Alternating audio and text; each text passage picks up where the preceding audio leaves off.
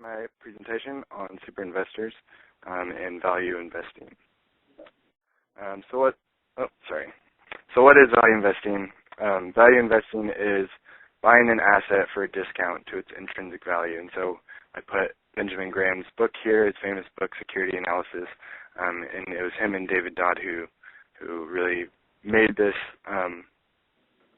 method of value in the company and looking at securities. And so, I mean, that's the big thing is you try to buy something for a discount to what it's actually valued, and that's why it's important, but that's also why it's difficult.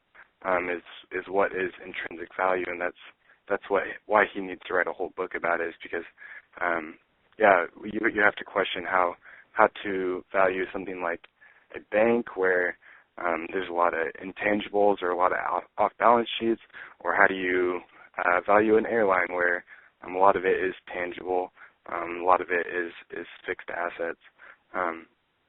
So that's both the important part and also the difficult part. It's the reason why a lot of people don't do value investing, is because it takes time, it takes a lot of research, and also it's not set in stone on exactly how to do it. And as I go through this presentation and go through the different super investors, they've each found a somewhat different way to go off the fundamental values of this. And so a basic assumption of value investing is that markets are not efficient. If they were, Warren Buffett said he'd be sitting on the side of a road with a tin can asking for money, because there'd be no need for advisors, because all you need to do is put your money in a basic index, and you get the same return as everyone else, because you can't beat a market that is efficient. It's also a risk-adverse approach, and he uses the margin of safety, which is the big key to value investing. That's the margin between what the company is selling at, so the price on the market, and what it's valued at. And again, that's the rub, is what's the value of the company. And so it gives these are some of the fundamentals from Graham. Is it gives preference to tangible assets. Some of the maybe characteristics, but not necessarily the tools for analysis, is that most of the stocks have a low price to earnings. The most time he looks for a high dividend yield and consistent performance throughout the years. And usually the stocks he picks are stocks that have performed well but have fallen out of favor. So people are viewing them differently than they have, so the price lowers, and it gives the value investor a perfect opportunity to purchase the security at a discount. And so, consistent performance is key for this, because you need to buy a security that is valuable, and it has shown it is valuable, but as a contrarian, as the value investors are seeing when it falls out of favor, that it still is valuable.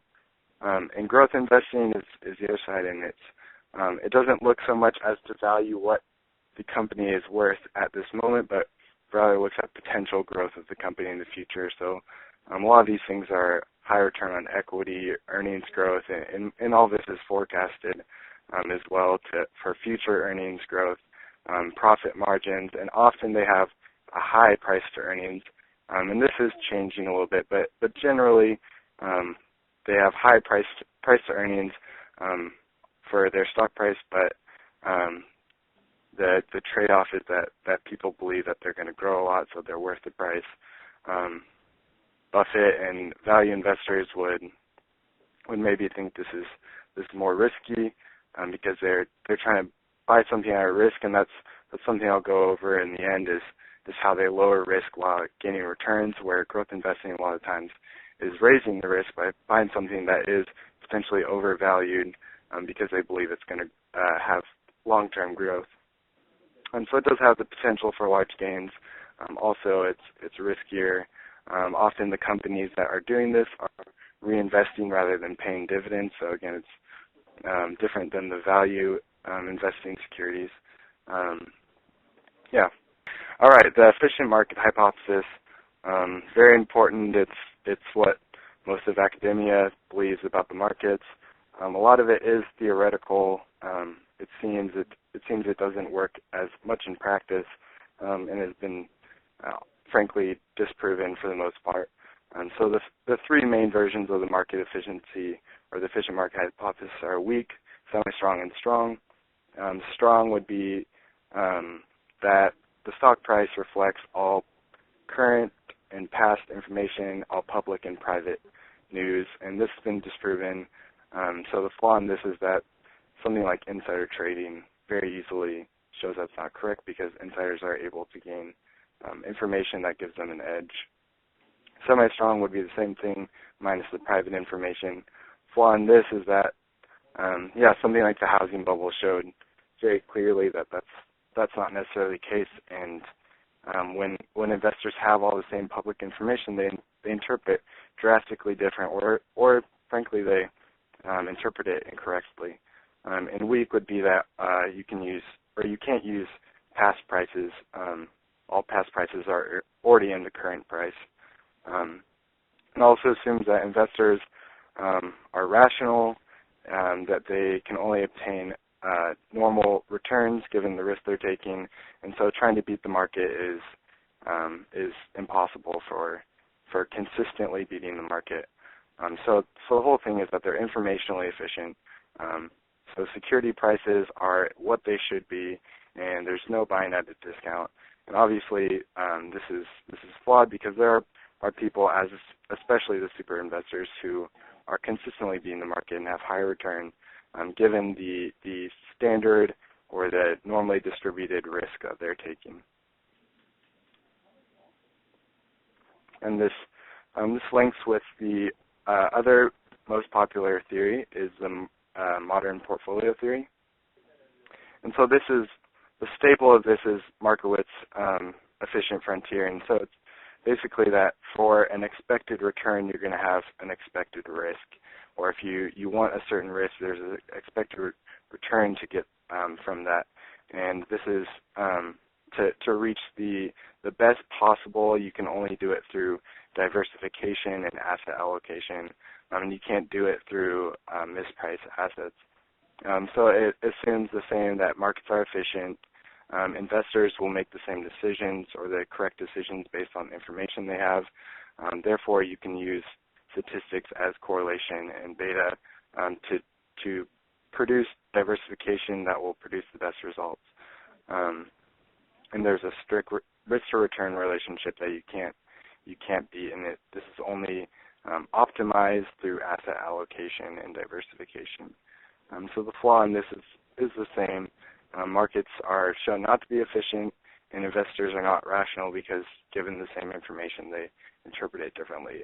And as super investors show, people are able to beat the market consistently with higher return given the risk they're taking on. Okay, and so now we get to our super investor index. And so these are the 8 I picked, and then the 2 that I added on were Prem-Watsa and Wallace-Weitz. And the interesting thing about these is, like I was saying, they all have different ways to work off the value investing fundamentals. So someone like, Chuck Acre, he has 40% of his holdings in 4 different companies, whereas some of the other investors will have hundreds or tens of different securities, partially diversifying, partially just having a wider variety of stock picks. And so someone like Ian Cummings as well, he has a lot of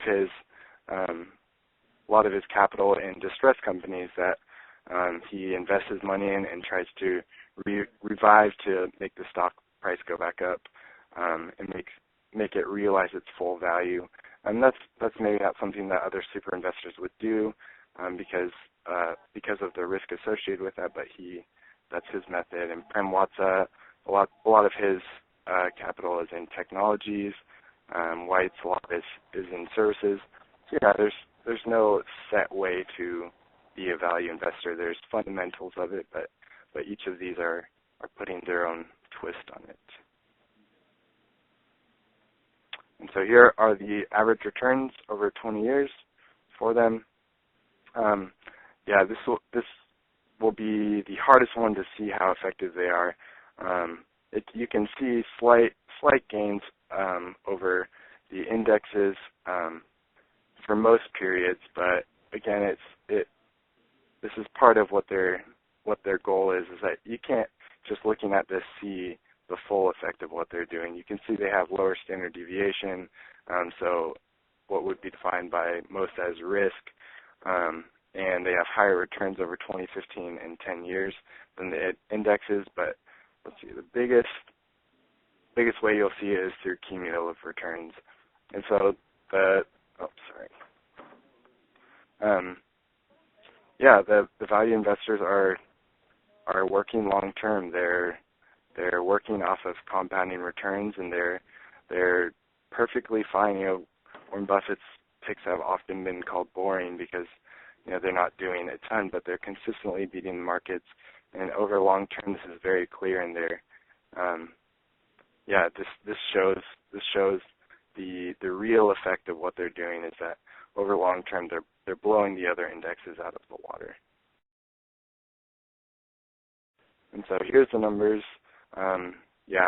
Basically the graphs, but in more confusing looking. So rolling returns. This was really interesting to me. Rolling returns are used because when you look at year to year, it doesn't always reflect exactly what was happening with it. You can look at a certain year where they didn't do as well, and you might think they didn't do as well. But with a 10-year rolling, you see their long-term performance. And so this is perfect for the value investors with their long-term goals. It shows that they are very, very consistently every year with 10-year rolling, they're beating all of the indexes. And let's see, they had lower standard deviation than the S&P and higher than the Russell, and that could be interpreted to think that they're performing worse than the Russell because of their standard deviation, but their return premium over the Russell outweighs the standard deviation that they're taking on from this. And so this is a very important thing to realize about super investors, that over the long term they are very obviously beating the indexes consistently. And so on the 5-year, this is interesting because there was periods where they weren't beating it, and it fell below the S&P in a few periods and fell below the Russell 2000 in some periods. While overall it was beating both of the indexes, it definitely has to be noted that it fell below. And this shows that they really are doing a long-term approach. They're not worried about shorter periods as 5 years and more worried about 10 years, letting their securities realize their values. And it's one of the fundamental things needed in value investing is the patience to allow securities to realize their values and not letting small downturns divert them from their goals. And it's one of the things value investors harp on, is that risk is not that their investment is going down, but it's that when they sell it, they're not losing money. And so just because their investment is taking a downturn doesn't mean they're ready to sell it, because they know the value, they know the margin of safety they have on it, and so they're